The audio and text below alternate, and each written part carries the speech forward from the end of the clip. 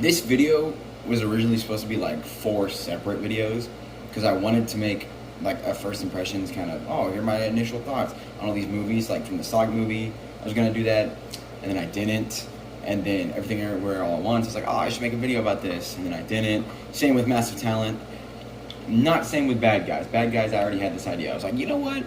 I watched a lot of movies in April, and there's some channel that I can't think of the name of, but I'll put it on screen, where they do this thing where every month they talk about all the movies they watched that month, like new, old, like just whatever movie they watched that month. And I was like, oh, I could do that. You know, I watched a lot of movies. I don't think I watched any other movie like old this month. I started to watch Paul Blart 2, but that's about it. So who knows? Maybe I'll continue doing this. I don't know. Anyways, I'm going to talk about all the movies I watched. You're probably noticing that Morbius isn't on the cover of this, on the thumbnail. I did watch Morbius, but you know, I totally forgot that when I was making the thumbnail and when I was thinking of this video. I already totally forgot about Morbius. And technically, this is all the movies I watched in April, and I technically watched that March 31st, so I don't have to talk about it. But quick thoughts: I actually really liked the action scenes. I just thought the movie was mediocre at best, not awful at worst. You know, it was. I think the memes are kind of like funny, but you know, it really just. There's so much to talk about this movie, and like I think the story behind the movie is way more interesting, or is going to be way more interesting once we know more about it than the actual movie itself. No more about Morbius. Let's get into the actual movies that I watched and enjoyed. Something I liked about the month of April and something that I found funny was I like really enjoyed all the movies this month. So that was kind of funny. Sonic the Hedgehog 2 was a highly anticipated movie for me. Like, oh my god. I think it got to the point towards the end that I was looking forward to that more than Spider-Man No Way Home. Like, oh my god. I'm a huge Sonic fan, so like people were complaining about like the fan service and oh my god, you have to be a Sonic fan to like it. It's like, yeah man, but I'm a Sonic fan, so I don't care. I'm the center of the universe. It was really good, like story wise too. Obviously some things like dropped the ball, like Tails like really felt. It almost felt like Tails was just shoehorned in, you know. Like they had this whole movie with just Knuckles, and they're like, oh yeah, Tails is a character who exists. We should probably do him first. Yeah, the post-credit scenes got me hyped. Of course, I got to talk about that. One thing that I want to talk about, I feel like no one else talked about, like a new opinion, I guess, is a lot of people were upset that they still have the human characters, and yeah, the wedding shit was fucking weird. What was that about? That felt. I remember turning to. I watched this with a friend. I remember turning to them and being like, "What? This feels like the ending of a different movie." Like, I feel like it's almost like the director was like, oh, I had this fan film, or I had this other film that I wanted to make, but like I couldn't finish it, but I had the ending ready, so I'm gonna put that in the film. Like, because it felt like the ending of a movie, like they kiss and everything. It was like, what is happening? And then she doesn't, and then what's her name, Rachel, and then Rachel just doesn't show up for the rest of the movie. Like, what? I get having the humans, and I like the humans. I really like James Marsden's like role in the his acting and just him in the first movie, and I like him in the second movie, like this one. I'm okay with the humans. I like that. I like the humans. I want to see more of James Marsden. I was really worried that he and Tika Sumpter were going to show up in the finale, and I'm happy that the basis of the finale was them. You know, before he goes supersonic. Oh, and spoilers for all these movies. I know they're still all new, but like if you already clicked on this movie or clicked on this video, I know that you don't care about. Anyways, spoilers. Yeah, him going super is for his family, and then he learns that Sonic's always been a character that's about friendship and stuff, which is I always found ironic because Sonic himself is kind of a loner. Like, Sonic is definitely an introvert, right? Like, he's always like getting away from his friends by the end of the adventure. Like, just look at Sonic Heroes type shit. But then like these movies are way more about, you know, Don Cheadle. What? Why did I say Don Cheadle?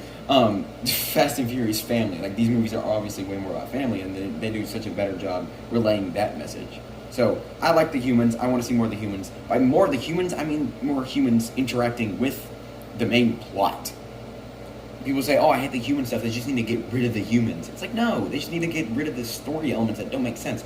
If they did that side plot with, like, they brought in Amy and just had her in that same plot as Rachel, it still wouldn't have made sense. That's just bad storytelling. That had to have been done for like a marketing reason or something. Like, right? I'm tripping. Anyways, I really, really loved Sonic the Hedgehog 2. The ending where the Sonic is zooming around them in the middle, that was freaking amazing, dude. That was so cool. I don't know. I'm a stupid shill who likes dumb action, and this movie was just really directed like super well. I feel like I could go like on and on and on about like this one movie, but this video is supposed to be about more than movies. And I'm just kind of getting like a hey, here's some cool stuff. Anyways, I don't know if I'm gonna score them. I'd give Sonic like an 8 out of 10. Not even lying. Like I really liked it. The performances were all fantastic from everybody. So let's move on to the next movie.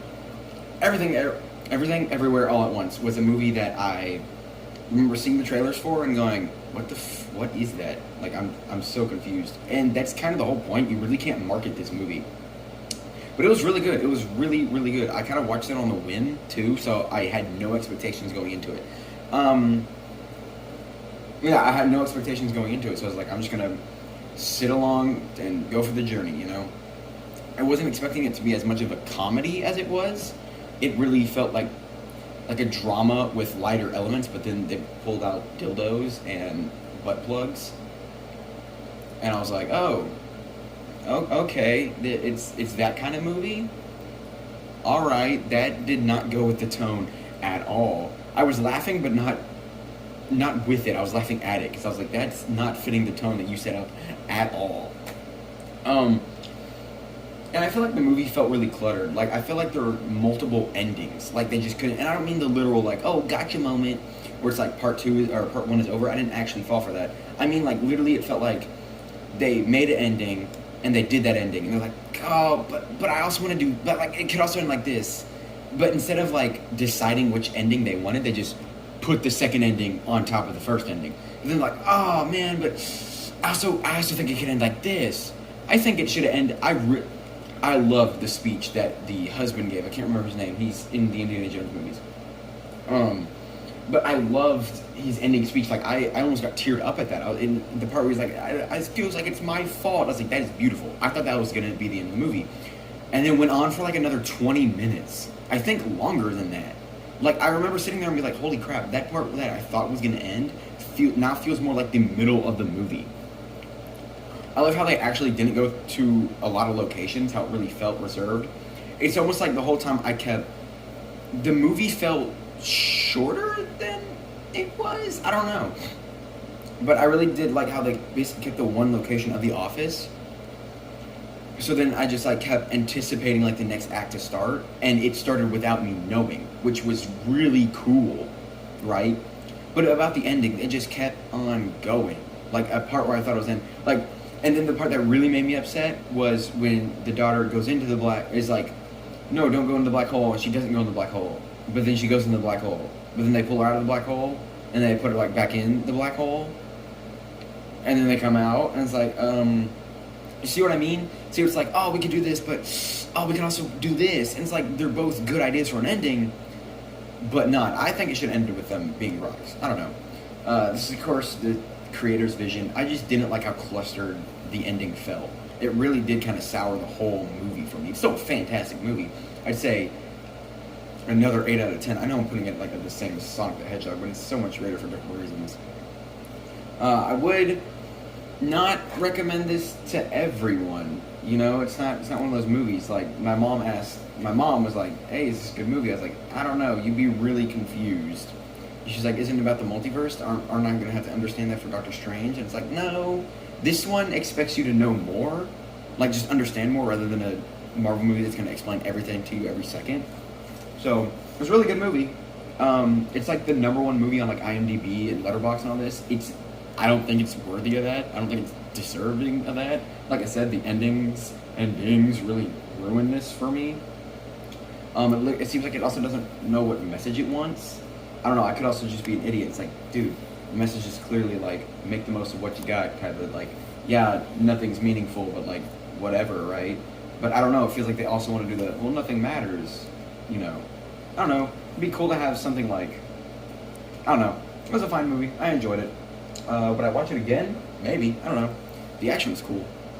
The acting was fantastic too. Like really, really good. Next movie I watched, which I was kind of in anticipation for, not for a long time. I remember just like seeing the previews and I was like, that looks kind of stupidly funny. Was The Immense Weight of Massive Talent, starring Nicolas Cage as Nicolas Cage, and that's what sold me. That's what sold everybody on this movie was, it's Nicolas Cage playing Nicolas Cage. That's gonna be hilarious. I was like, okay, Nicolas Cage has got to be self-aware and like, he's obviously gonna like stroke himself throughout the whole movie, but then like also be like, oh, this one movie you were in sucked, and I was like, oh, okay, this is gonna suck.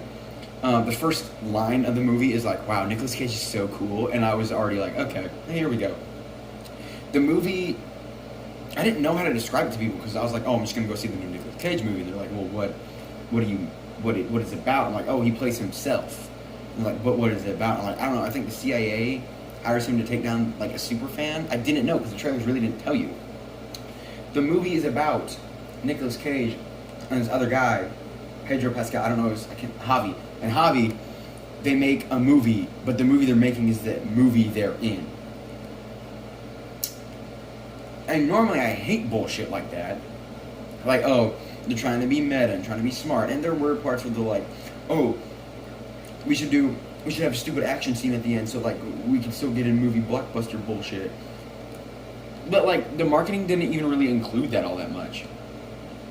So like the commentary, the joke you're making there doesn't even work for, I don't know. It's a really stupid concept, but the comedy was good. So like, it's a movie that if I didn't just turn, a lot of people hate me when I say this, but it's like sometimes movies you just gotta walk in and turn your brain off. Like the Fast and Furious movies, turn your brain off and just go for the ride. That's what I did with this movie. I'm looking at it critically, like yeah, it's a really shitty movie because it thinks it's smarter than it is. But it's Nicolas Cage playing Nicolas Cage, and then there's a scene where Nicolas Cage makes out with himself. So what are you gonna do? It's a pretty good movie. I'd give it like a 6, 7 out of 10. I don't really do scores. It's like, don't listen to my scores, just listen to what I'm saying. I would recommend it to people. Because I do think it's funny. Yeah, I do. The scene where they take LSD, that's pretty basic of a scene, but it's funny. They try to do so much. It's also they try to do a lot more than they should. They try to like, oh, let's do a comedy. And they call themselves out for it. Like, oh, let's do a comedy. Let's make it character driven. Let's do this, this, and this. But then it's like none of those things at the same time. So, I don't know. It's a fine movie. I'd recommend it. Funny that I said I love the Sonic movie. I'd recommend the Nicolas Cage movie, but I give the same score as a Sonic movie to Everything Everywhere All at Once, and I wouldn't recommend it to people. That's funny. Oh, cinema, you're hilarious. The last movie that I wasn't kind of real big anticipation of was Bad Guys. This movie looks amazing, and for that alone, I was going to go to the theater. I was like, it's probably going to be your typical DreamWorks movie. Nothing special, crappy jokes, fart jokes, all abundant. And yeah, it did have a lot of that basic humor. But there were moments that I was like genuinely laughing at. The animation is fantastic. I could not get over how. There's a scene where they're dancing at a party, and it's not like the final dance number or anything. It's just like in the middle of the movie. But and at my first thought was, oh, we're really doing like a dance scene here. But it was so good, just so cleanly animated, and the script and the story is actually like really solid.